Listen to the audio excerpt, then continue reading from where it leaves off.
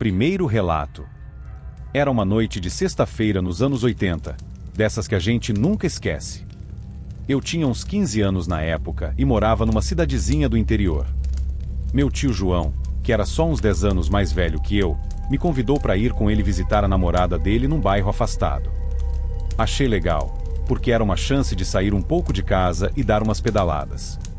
A gente chegou lá no comecinho da tarde. A namorada do tio João morava numa casa simples, mas aconchegante. Passamos o dia todo por lá, comendo bolo, tomando café e conversando. O tempo voou, e quando nos demos conta, já passava das 11 da noite. Tio João olhou pro relógio e disse: "Eita, tá tarde. Melhor a gente ir embora, moleque." Concordei na hora. Apesar de estar gostando, não queria preocupar minha mãe. A gente se despediu da namorada dele e pegou nossas bicicletas. A noite estava escura que nem breu. Não tinha lua no céu, e as estrelas pareciam ter se escondido atrás das nuvens.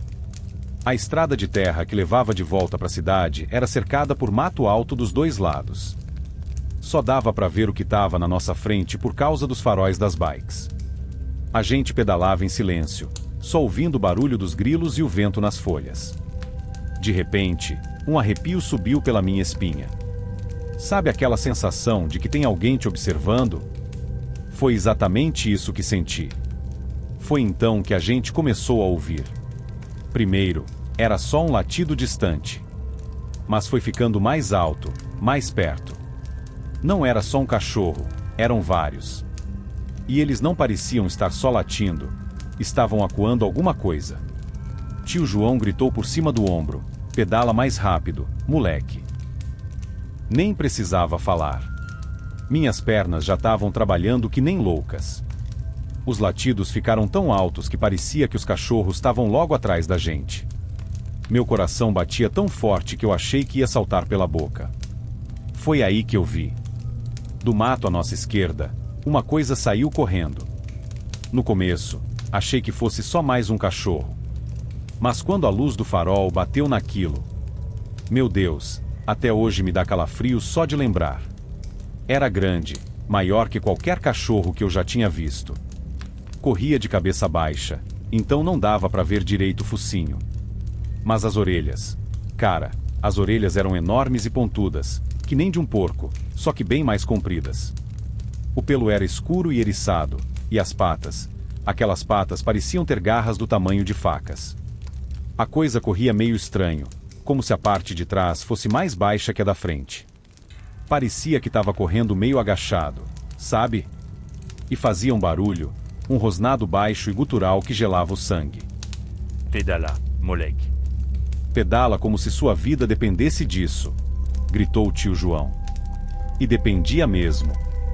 Aquela criatura estava mirando no meu tio. Corria do lado dele, cada vez mais perto. Eu podia jurar que vi baba escorrendo daquela boca que eu não conseguia enxergar direito. A gente pedalava como nunca tinha pedalado antes. Meus músculos queimavam, meus pulmões pareciam que iam explodir. Mas o medo era maior que qualquer dor. Tem uma parte da estrada que é toda de cascalho. Quando a gente chegou lá, nessa velocidade maluca, as rodas começaram a derrapar. Eu senti minha bicicleta escorregando, perdendo o controle. Foi nessa hora que aconteceu. Num segundo, aquela coisa estava do meu lado. Senti o bafo quente e fedorento dela perto da minha perna. Então, ouvi um rasgo e senti uma pressão no meu pé. Olhei para baixo e vi aqueles dentes enormes e afiados agarrados na minha bota. Por um milagre, a bota era de couro grosso.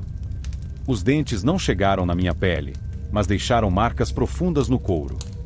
Nem sei como, mas consegui me equilibrar e continuar pedalando. A criatura soltou minha bota e voltou a perseguir meu tio. Os cachorros continuavam latindo e correndo atrás da gente, como se também estivessem com medo daquela coisa. Parecia que a perseguição não ia acabar nunca. Meus pulmões queimavam, minhas pernas tremiam. Cada vez que eu olhava para trás, via aqueles olhos brilhando na escuridão, aquela forma bizarra correndo atrás da gente. Finalmente, a gente começou a ver as luzes do próximo bairro. Era como se aquela iluminação fosse nossa salvação. Assim que entramos na área mais iluminada, ouvi um uivo. Um uivo que não parecia de cachorro, nem de lobo, era algo entre os dois, mas muito mais assustador. Olhei para trás uma última vez e vi a criatura parando na beira do mato. Ficou lá, parada, nos observando. Os cachorros que estavam perseguindo ela também pararam, latindo de longe, como se tivessem medo de chegar perto. Tio João e eu não paramos de pedalar até chegar em casa. Entramos correndo, trancamos todas as portas e janelas. Ficamos a noite toda acordados, tremendo e olhando pela janela. No dia seguinte, ninguém acreditou na gente. Falaram que era imaginação, que a gente tinha visto um cachorro grande ou um lobo que fugiu de algum lugar. Mas eu sei o que vi. Aquilo não era um animal normal. Até hoje, guardo aquela bota. As marcas de dente ainda estão lá, profundas no couro. Às vezes, quando tá muito silencioso de noite, eu juro que posso ouvir aquele rosnado baixo, como se aquela coisa ainda estivesse me perseguindo. Não sei o que era aquilo. Meu tio João diz que era um lobisomem, e honestamente, não consigo pensar em outra explicação. Só sei de uma coisa: desde aquela noite, nunca mais andei de bicicleta depois do anoitecer. E sempre que ouço cachorros latindo de noite, meu coração dispara, lembrando daquela criatura correndo atrás da gente na escuridão. Segundo o relato, era uma noite fria de quaresma. O céu estava limpo, mas a lua cheia parecia brincar de esconde-esconde atrás das nuvens escuras que passavam. Eu nunca fui homem de acreditar em superstições ou histórias de assombração. Para mim, eram apenas contos para assustar crianças e entreter os mais velhos nas noites de inverno. Mal sabia eu que essa noite mudaria tudo o que eu pensava sobre o mundo. Montado em meu cavalo fiel, saí para procurar o gado que não tinha voltado para o curral. Não era comum isso acontecer, mas de vez em quando uma res se perdia ou ficava presa em algum lugar. Nada que me preocupasse muito. O relógio marcava quase meia-noite quando parti, mas o tempo não me assustava. Conhecia aquelas terras como a palma da minha mão. O ar estava pesado, com um cheiro estranho que eu não conseguia identificar. Meu cavalo parecia inquieto, bufando e sacudindo a cabeça mais do que o normal. Tentei acalmá-lo, mas algo no fundo da minha mente começou a me incomodar. Era como se uma voz distante estivesse me avisando para voltar. Depois de cavalgar por um tempo, avistei 3 cabeças de gado pastando tranquilamente numa clareira. Faltava uma. Olhei em volta, tentando localizar a res perdida, quando notei algo que gelou meu sangue.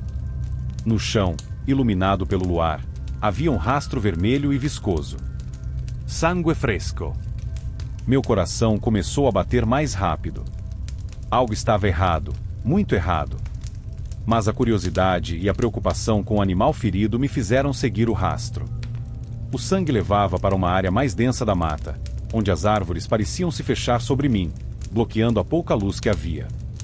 Foi então que ouvi um som baixo, gutural, que não pertencia a nenhum animal que eu conhecesse. Parecia vir de todos os lados e de lugar nenhum ao mesmo tempo.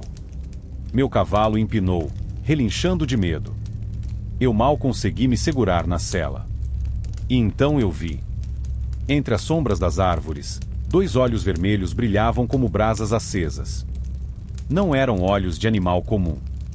Eram olhos inteligentes, cruéis, famintos. Olhos que me encaravam como se pudessem ver através da minha alma. A criatura saiu das sombras, e meu mundo desmoronou. Era grande, maior que um homem, coberto de pelos escuros e eriçados. Tinha o corpo de um homem, mas distorcido, bestial. As pernas eram tortas, terminando em patas com garras afiadas. Os braços, longos demais, tinham mãos que pareciam mais com as patas de um lobo, com dedos alongados e unhas que mais pareciam facas. Mas o rosto era o que me aterrorizava mais. Era uma mistura grotesca de homem e lobo. O focinho alongado estava cheio de dentes afiados como navalhas, pingando saliva e sangue. As orelhas pontudas se mexiam, captando cada som. E aqueles olhos vermelhos que me encaram com uma fome que ia além do físico. Lobisomem. A palavra ecoou na minha mente, mesmo que eu tentasse negá-la. Não podia ser real, não podia existir. Mas lá estava, diante de meus olhos, desafiando tudo que eu acreditava. A criatura rosnou, um som que fez meus ossos tremerem. Então, sem aviso, ela se lançou em minha direção. Meu cavalo reagiu por instinto, virando-se e disparando pela mata. Eu me agarrei à crina, mal conseguindo me manter montado enquanto galhos e folhas açoitavam meu rosto. Podia ouvir a respiração ofegante da criatura atrás de mim, o som de garras rasgando a terra e quebrando galhos. O medo me consumia, tomava conta de cada célula do meu corpo. Eu rezava, implorava a Deus e todos os santos que me protegessem.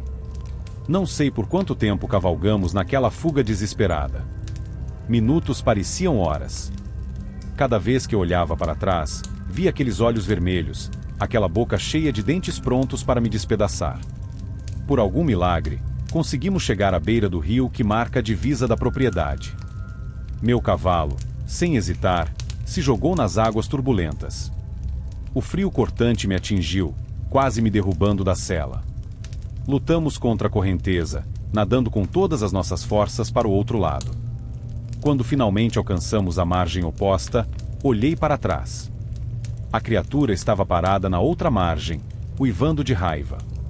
Por algum motivo que eu não entendia, ela não atravessou o rio.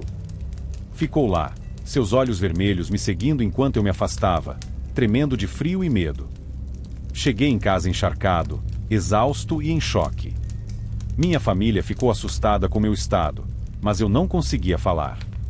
Passei a noite acordado, tremendo, olhando pela janela com medo de ver aqueles olhos vermelhos me observando. Na manhã seguinte, reuni coragem e chamei meus irmãos. Armados até os dentes, voltamos ao local. O gado estava lá, intacto.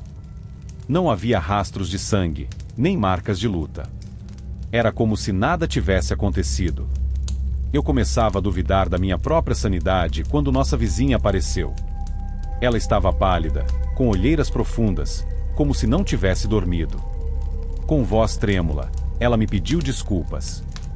Desculpas pelo quê? Eu perguntei. Foi então que ela me contou a história que mudou minha vida para sempre. O marido dela, morto há 5 anos, tinha uma maldição. Em noites de lua cheia durante a quaresma, ele se transformava. Ela tentava mantê-lo preso, mas às vezes ele escapava. A pobre mulher carregava esse segredo há anos, atormentada pela culpa e pelo medo. Fiquei em silêncio, processando tudo aquilo. Parte de mim queria negar, dizer que era loucura. Mas eu sabia o que tinha visto. Aqueles olhos vermelhos me assombrariam para sempre. Desde aquela noite, nunca mais fui o mesmo. Cada som na escuridão me faz estremecer. Cada lua cheia me enche de pavor. Sei que lá fora, escondido nas sombras, existe algo que desafia a lógica e a razão. Algo que espera, faminto patiente. E às vezes, nas noites mais escuras, quando o vento uiva entre as árvores, eu juro que posso ouvir. Distante, mas inconfundível. O uivo de uma criatura que não deveria existir. O chamado do lobisomem. Terceiro relato. Meu pai sempre foi um homem corajoso, desses que não tinha medo de nada nem ninguém. Mas houve uma noite, há muitos anos, que mudou tudo isso. Uma noite que ele nunca esqueceu e que acabou levando para o túmulo. Eu era apenas um moleque na época, mas lembro bem como meu pai ficava inquieto toda vez que alguém mencionava o Rio Paraná. Seus olhos ficavam distantes, e um tremor quase imperceptível tomava conta de suas mãos calejadas. Foi só anos depois, pouco antes dele partir deste mundo, que ele finalmente me contou o que aconteceu naquela noite fatídica. Era uma sexta-feira comum. Meu pai, seus irmãos e alguns amigos decidiram fazer uma pescaria noturna no Rio Paraná. Eles faziam isso com frequência, era quase um ritual para eles. Pegavam as varas, as iscas, algumas cervejas, e partiam animados para passar a noite às margens do rio. O grupo chegou ao local de costume quando o sol já se punha no horizonte, pintando o céu de laranja e vermelho. Montaram o acampamento rapidamente, acenderam uma fogueira e logo estavam todos sentados em volta dela, contando histórias e piadas enquanto esperavam os peixes começarem a fisgar. As horas passaram lentamente. A escuridão da noite engoliu tudo ao redor, deixando apenas o brilho tremeluzente da fogueira e o reflexo da lua nas águas do rio. O silêncio era quebrado apenas pelo coachar ocasional de sapos e o barulho da água corrente. Meu pai disse que estava quase cochilando quando ouviu um som estranho vindo do rio. Era como um borbulhar, mas mais forte e ritmado, como se algo grande estivesse se movendo sob a água. Ele se levantou, tentando enxergar algo na escuridão. Foi então que ele viu. E não foi só ele. Todos os outros também viram. Ali, a cerca de 200 metros deles, na margem oposta do rio, estava parada uma criatura que meu pai jurava que não poderia existir. Era baixa, talvez do tamanho de uma criança de 10 anos, mas tinha o corpo todo coberto de escamas que brilhavam sob a luz da lua. A cabeça era desproporcional ao corpo, grande e achatada, com olhos enormes que pareciam refletir a luz como os de um gato. Mas o mais assustador, meu pai sempre enfatizava, eram as guelras. Elas começavam no topo da cabeça da criatura e desciam por toda a extensão das costas, abrindo e fechando lentamente, como se a coisa estivesse respirando o ar da noite. Ninguém se moveu. Ninguém ousou fazer um som. Era como se o tempo tivesse congelado. Meu pai disse que podia ouvir seu próprio coração batendo tão forte que tinha certeza que a criatura também podia ouvi-lo. Por quanto tempo ficaram assim, encarando aquela aberração da natureza, meu pai nunca soube dizer ao certo. Poderiam ter sido minutos ou horas. O medo havia distorcido sua percepção do tempo. E então, num movimento tão rápido que meu pai quase perdeu de vista, a criatura pulou. Não foi um pulo normal. Foi como se ela tivesse sido lançada por uma catapulta invisível. Em um segundo estava na margem, no outro, já havia desaparecido nas profundezas do rio, deixando apenas algumas ondas na superfície como prova de que estivera ali. O grupo ficou em silêncio absoluto por vários minutos após o desaparecimento da criatura. Ninguém ousava se mover ou falar. Foi meu tio mais velho quem finalmente quebrou o silêncio, sua voz trêmula cortando a noite: "Caboclo d'água." Aquelas duas palavras pareceram quebrar o feitiço. De repente, todos estavam falando ao mesmo tempo, suas vozes misturando-se em um coro de medo e incredulidade. Alguns queriam ir embora imediatamente, outros insistiam em ficar, argumentando que a criatura já havia sumido. Meu pai disse que ficou paralisado, incapaz de se juntar à discussão. Seus olhos permaneciam fixos no ponto onde a criatura havia desaparecido, meio que esperando que ela ressurgisse a qualquer momento. Eles acabaram ficando. Ninguém queria admitir, mas todos estavam com medo demais de se mover na escuridão, temendo que a criatura pudesse estar à espreita em algum lugar às margens do rio. O restante da noite passou num estado de vigília tensa. Ninguém dormiu. Ninguém pescou. Eles apenas ficaram sentados em torno da fogueira, olhando nervosamente para a água de tempos em tempos. Quando os primeiros raios de sol finalmente começaram a pintar o céu de rosa e dourado, foi como se um peso tivesse sido tirado de seus ombros. Rapidamente, eles juntaram suas coisas e partiram, ansiosos para deixar aquele lugar para trás. Meu pai me disse que, nos dias que se seguiram, eles tentaram racionalizar o que haviam visto. Talvez fosse apenas um animal desconhecido, ou talvez o luar e as sombras tivessem pregado uma peça em suas mentes. Mas no fundo, todos sabiam a verdade. Eles haviam visto algo que não deveria existir, algo que desafiava tudo o que acreditavam saber sobre o mundo. Desde aquela noite, meu pai nunca mais foi o mesmo. O homem destemido que eu conhecia na infância deu lugar a alguém mais cauteloso, sempre olhando por cima do ombro. Ele nunca mais voltou ao Rio Paraná para pescar, e sempre ficava nervoso quando ouvia histórias sobre criaturas misteriosas ou acontecimentos inexplicáveis. Às vezes, nas noites mais escuras, quando o vento sopra forte lá fora e as sombras parecem ganhar vida, eu me pego pensando naquela criatura. Será que ela ainda está lá, nadando nas profundezas do Rio Paraná? Será que há mais delas? E o que aconteceria se um dia decidissem deixar a segurança das águas e vir para a Terra? Eu sei que provavelmente nunca terei respostas para essas perguntas. Mas uma coisa é certa: toda vez que olho para um rio, especialmente à noite, não posso evitar sentir um arrepio percorrer minha espinha.